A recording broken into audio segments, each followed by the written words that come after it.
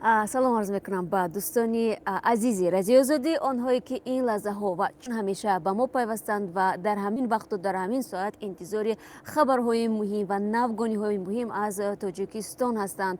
Ман Шаҳлои Гулхоҷа ҳастам. Чун ҳамеша дар рӯбарӯи шумо соат ба вақти Прага 7:07 дақиқа, мутаносибан ба вақти Душанбе 10:07 дақиқа. Хуб, имрӯз рӯзи охири рӯзадорӣ аст ва умедворам ки шумо ин моҳи муборакро бо таҳаммул пушти сар карда бошед ва дар ҳар куҷои дунё ки ҳастед сеҳату саломат ҳастед ва омодагӣ мегиред ба фардо, ки фардо иди мубораки Рамазон аст. Ва имрӯз як санаи дигари муҳим низ ҳаст. Дар Москав маросими ифтитоҳи ҷоми ҷаҳонии футбол 2018 шурӯъ мешавад ва он бо қувваозмоиҳои Русия ва Арабистони Саудӣ оғоз меёбад.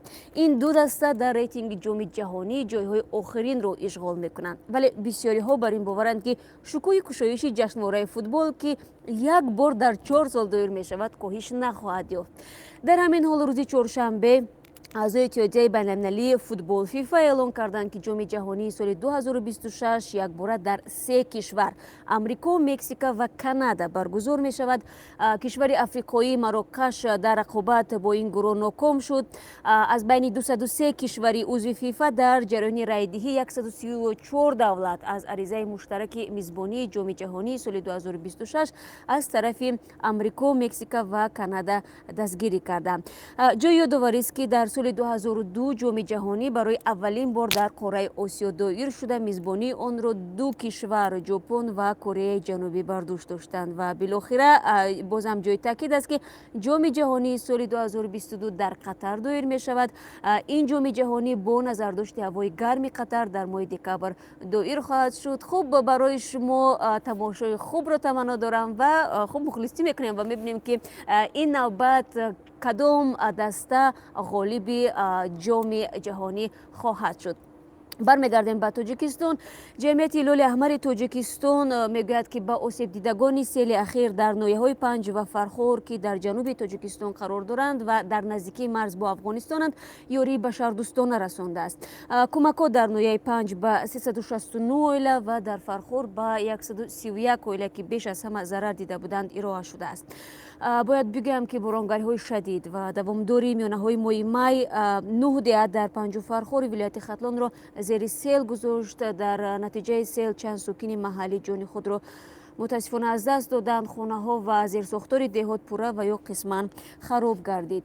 ҷамъияти Ҳилоли Аҳмари Тоҷикистон мегӯяд, дар соатҳои аввали офат тимҳои миллӣ дар вокуниш ба офатҳои табиӣ худро аз Бохтар ва Кӯлоб ба маҳалли ҳодиса фиристоданд.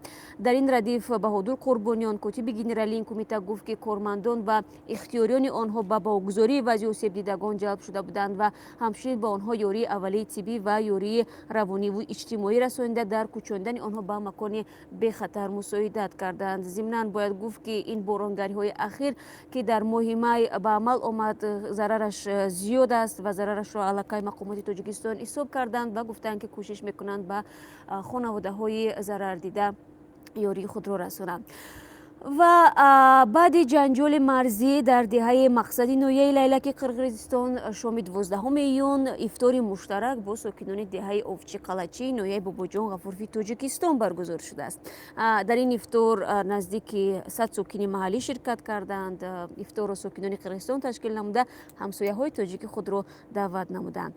дар диҳаи мақсади Қирғизистон дар марз бо Тоҷикистон, агар шумо хуб дар хотир дошта бошед, рӯзи 4 июн миёни марзбонон бо иштироки сокинон низо бархост. ба иттилои мақомоти Қирғизистон, шаҳрвандони Қирғизистон дар қитъаи майдони футбол ба мевафурӯшӣ машғул шуданд. дар ҳамин ҳол марзбонони тоҷик савдогаронро аз майдон берун карданд. замоне ки марзбонони қирғиз ба ҷои ҳодиса омаданд, миёни низомиён низо бархост. дар натиҷа 3 марзбони тоҷик бо 4 силои калашников боздошт шуданд ва ин навор дар шабакаҳои иҷтимоӣ роҳ ёфт ва хеле бо вокунишҳои тунд ҳам рӯбарӯ шуда буд. дар пай раҳбарони нирӯҳои марзбонии ду кишвар дидор гирифтору гуфтугӯ карда ба мувофиқа расиданд ки ҳеҷ гоҳ аз силоҳ дигар истифода намекунанд ва баробари сар задани ихтилофи мақомоти ду кишварро даъват мекунанд. Басари дастрасӣ ба замину об яке аз сабабҳои аслии сар задани муноқишаҳои марзӣ дар қаламравҳои баҳсии сарҳади ду кишвар мешавад ва ҳоло ин ду сокинони ду тарафи марз бо ташкили ифтор мехоҳанд дӯстии худро барқарор кунанд. Зимнан як хабари дигари ман ҳам марбут ба сокини ҷамоати Овчи Қалачии ноҳияи Бобоҷон Ғафуров аст, ки ахиран якбора чоргоник ба дунё овардааст ва шумораи фарзандонашро 2 баробар зиёд кардааст. Назокат Ҳодибоева зани 35 сола аст ва ӯ соҳиби 4 фарзанд аст ва калонияш 15 сол дошт ва ӯ шаби 12 ба 13 июн дар таваллудхонаи вилоятӣ дар шаҳри Хуҷанд тифли чоргоникашро таваллуд кард. Аз таваллудхонаи вилоятӣ субҳи 14 июн ба Радиои Озодӣ гуфтанд, ки чоргоник 3 писар ва 1 духтар буда. Писарон бо вазни 2 килову 300 грамм ва духтар бо вазни 1 килову 700 грамм таваллуд шуданд. Онҳо дар 35 ҳафтаӣ ва каме барвақттар зода шуданд ва вазъи саломатии ин кӯдакон қаноатбахш арзёбӣ карда мешавад ва мақомоти ноҳия ваъда доданд, ки барои кӯмак ба ин хонавода омода ҳастанд, то ин ки барои парасториву калон кардани ин кӯдакон ёрӣ расонанд. Бояд бигӯям, ки Назокат Ҳодибоева модари навзодон дар маҳалли зисташ ба кори фарошӣ машғул буда, шавҳараш ронандаи мошини ёрии таъҷилӣ будааст. Хуб, ин хабарҳое буд, ки мехостам ба сами шумо бирасонам ва шуморо баъд аз 3 соат дигар дар пахши мустақими сархати хабарҳои муҳим мунтазир ҳастам.